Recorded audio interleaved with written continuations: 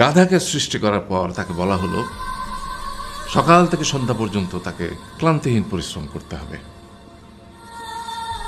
সারা জীবন তাকে পিঠে ভারী বোঝা বইতে হবে, খেতে পাবে শুধু ঘাস, আর তার মাথায় কোনো বুদ্ধি থাকবে না। তার আয়ু হবে 50 বছর। গাধা করজোড়ে সৃষ্টিকর্তাকে বলল, আমি এত বছর বাঁচতে চাই না, আমাকে 20 বছর আয়ু দেওয়া হোক। সৃষ্টিকর্তা সেটাই মঞ্জুর করলেন।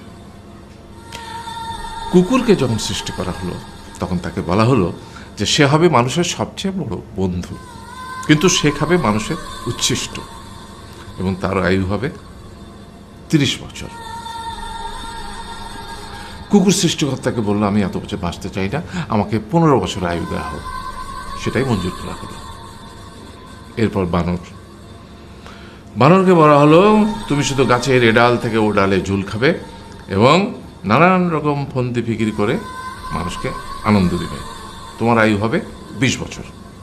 বানর বলল, আমি 20 বছর বাঁচতে চাই না, আমাকে 10 বছর দেওয়া হোক। সেটাই মঞ্জুর করা হলো। এবার এলো পুরুষ মানুষের পালা। তাকে বলা হলো যে তুমি হলে প্রাণীকুলের মধ্যে সবচেয়ে বিচক্ষণ এবং বুদ্ধিমান, সেই জন্যে তোমাকে প্রাণীদের শিরোমণি করা হলো এবং তোমার আয়ু হবে 20 বছর। তখন পুরুষ মানুষ বলল, করজোড়ে বলল সৃষ্টিকর্তাকে যে 20 বছর আয়ু অত্যন্ত কম, হে প্রভু, আমাকে ওই গাধার সে যে 30 বছর আয়ু চায়নি সেটা আমাকে দেয়া হোক, ওই যে কুকুর 15 বছর ফিরিয়ে দিয়েছিল সেটাও আমাকে দেয়া হোক, আর যে বানর 10 বছর নেয়নি সেটাও আমাকে দেয়া হোক। 20 বছর অত্যন্ত কম, আমি দীর্ঘদিন বাঁচতে চাই। সৃষ্টিকর্তা সেটাও মঞ্জুর করলেন। তারপর কি হলো? সেই থেকে ছেলেরা পুরুষ মানুষ হিসেবে বাঁচে 20 বছর, তারপরের 30 বছর সংসারের বোঝা পিঠে করে বয়ে বেড়ায়, সেটা কার মতো? গাধার মতো।